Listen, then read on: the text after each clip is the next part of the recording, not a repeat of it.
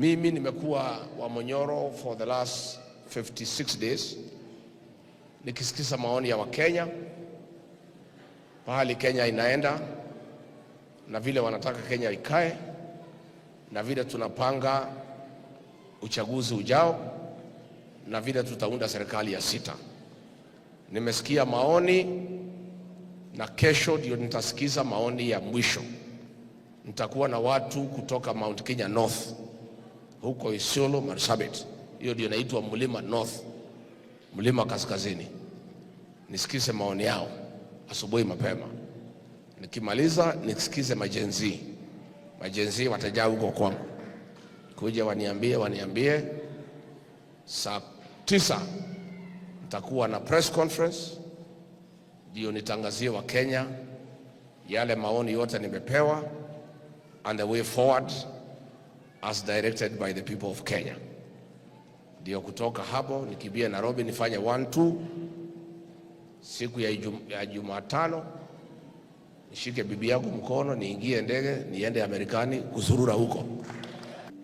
Nchi imewachilia vijana watoto, wamejaza goons in the republic. You cannot tell the difference between the police and goons. Umechukua kijana mdogo mtukutu, umempatia docket ya interior, ako na 104 gangs, ndio anawapatia pesa kuumiza wa Kenya. Akiulizwa juzi anakuwa very arrogant, anasema nyinyi mkisikia goons wako pahali, don't go there. Can you imagine? Instead of police dealing with those goons, this minister ya Ruto anasema wewe ukisikia iko goons pahali uende upigwe, shauri yako, because he is the owner of the goons. He has 104 criminal gangs that he is funding to terrorize Kenyans. And that is why he is arrogantly telling the people of Kenya that police will not deal with goons. The government will not deal with goons. It is your job to find out where the goons are and keep away from goons. So, akijaza goons everywhere, tutaenda wapi? Unless tuende Tanzania ama Uganda. What kind of advice is that from Minister of Security? Instead of police dealing with the goons, as you are telling Kenyans, if they hear they are goons and police confirm they are goons, you keep away. If the police confirm they are goons, why can't they deal with the goons? Why is he on a mission to destabilize his own government? Nikamwambia kwenda muongeleshe kama mtu ya nyumbani and the head of public service. Akaenda akamuongelesha. Ruto akanitafuta akanitukana. Why are you sending Felix to me? Huyo ni nani kwangu? Nikawachana na hiyo maneno. Nikatafuta wajumbe wa Kalenjin wale wamekomaa, wakiongozwa by the late Cheptumo, the senator for Baringo. Karibu 16 leaders from the Kalenjin community. Kaambia hii mtoto wenu amepotea na ataharibu hii serikali. He is destabilizing his own government. What he is doing, there will be no government here. Atapata shida na atakuja kufukuzwa na Wakenya. Wakaenda wakamuongelesha, akawatukana, akawafukuza, akaniita, akanisomea kwa nini natuma wajumbe kwangu. I never gave up. I looked for the Director General of the National Intelligence Service, Nurin Haji. I asked him, Director, why are you not guiding the president properly? From what I can see, he is going to destabilize his own government. He is destabilizing the presidency. He is making so many mistakes, and members of the public are up in arms. Please, Bwana Director, why don't you sit and tell the president? I know it is your job to make sure nobody destabilizes the government and advise the president accordingly. But you are in a very unique position. The president himself is destabilizing his own government. Go and sit him down and talk to him. Haji akaniambia, our work is purely advisory. We have advised him, but what he does with the advice, there is nothing we can do. Akaenda. Nikatafuta mabishops ya Wakalenjin. I never gave up. I really tried to save this man from himself. I sat the bishops down. I said, Baba Askofu, huyu mtoto wenu anataka kuharibu serikali ile mwenyewe anaongoza, na hii serikali tulipata na shida. Please go and sit him down. Tell him A, B, C, D. The bishops went and saw him. They came back to me crying. He really abused them and told them off and told them they have no capacity to advise him as president. Hii mtoto wetu has gone mad. He is so arrogant. He has even chased us away. So William Ruto, please don't blame President Uhuru Kenyatta for what you are going through. I advised you, it has come to pass. Kenyans have abandoned you, there is nothing you can do. Huyu William Ruto tunataka kumtoa. Na tumepanga na imekamilika. Na mwenyewe anajua.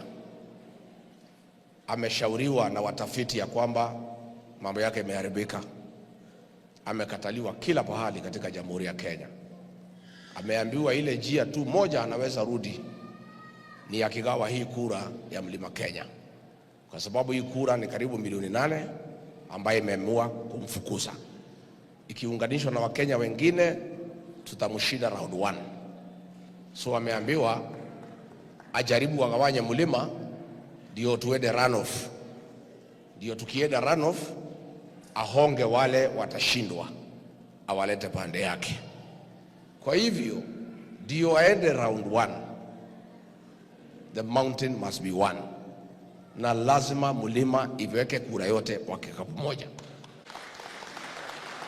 Na ndio sasa pale Mount Kenya East amechukua Kindiki na minister anaitwa Ruko, anawaambia wagawe Mount Kenya West East waitoe kwa mlima.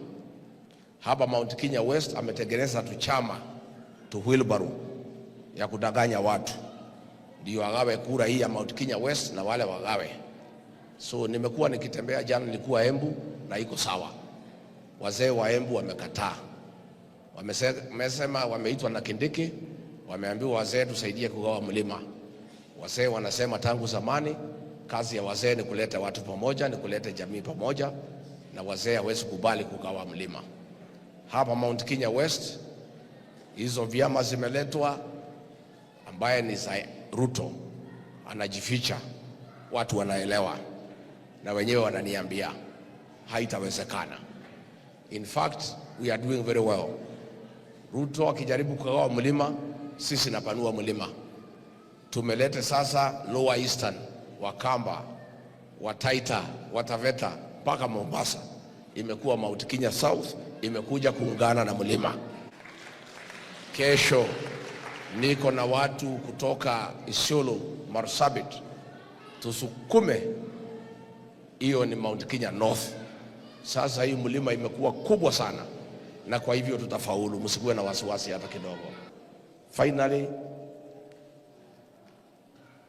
nataka kuuliza William Ruto, please accept the reality. Things are thick for you, especially here in the mountain. Intimidating leaders will not help you. Just before the Olkalau by-election, he summoned Governor Kiaria Badilisha and threatened him that he'll prefer trumped-up charges against him if he does not support the UDA candidate in Olkalau. Governor Badilisha akamwambia yeye hajafanya makosa yoyote, na akamwambia truthfully it is difficult to support mtu ya UDA. Na Badilisha akamwambia ataanguka. Akamutisha sana. Akamwambia wewe utajua mimi ni rais, nitakutumia DCI, nitakutumia EACC, utaona. Baadaye Badilisha akakuja DCP. Rais akampigia simu, akamwambia vile umeenda DCP utajua mimi ni rais wa Kenya, nitakuangaisha na nitakufunga. As we speak, rais ameambia DCI, EACC watafutie huyu governor makosa yoyote, hata kama hajafanya chochote, wahakikishe ameenda kotini na amelala kwa cell, atawaachiliwa huko mbele. So mimi nataka kumuuliza rais, hata ukishika Badilisha umpeleke kotini, nothing will change in Nyandarua. Nothing will change in Nyandarua. Please stop using the criminal justice system to intimidate leaders. I want to ask Governor Badilisha to be steadfast, to be strong, and not to be intimidated. I want to ask the people of Nyandarua to start with Governor Badilisha akikamatwa, akiwekelewa makesi ya uongo, apelekwe kotini, watu ya Nyandarua wamuombee na wasimame na yeye. Hata gavana wa Kiambu Ruto alimpigia simu, anamtisha, anamwambia ukienda DCP utaniona. Sasa gavana atakosa kwenda DCP, aende wapi? Na ndio chama ambaye inavuma katika mlima. So nataka kuambia gavana wa Matangi, be strong my brother. I know you are under a lot of pressure and intimidation ya kwamba Ruto atakufungulia mashtaka ya uongo. Nani mwenyewe anapiga simu, sio kutumana. Hiyo maneno hata hatukuona wakati ya Uhuru. Uhuru never called us to threaten us. Ni watu yake walikuwa wanatupigia simu. Huyu Ruto anapiga mwenyewe, anasema utaniona, utajua mimi ni rais. Wewe Ruto, tunajua yeye ni rais, sisi ndio tulikuchagua na sisi ndio tutakutoa. Stop intimidating Governor Badilisha. Na mimi nauliza EACC, please don't be used by William Ruto to harass Governor Badilisha. Na kuuliza bwana DCI, kabla tukufukuze nyumbani next year, hapana tumika kuangaisha Governor Badilisha, hapana angaisha Governor wa Matangi. Stop using the criminal justice system to force people to support you. Wewe kuja kwa raia uongee na watu, tafuta pesa ya kutosha ukuje hapa mlimani.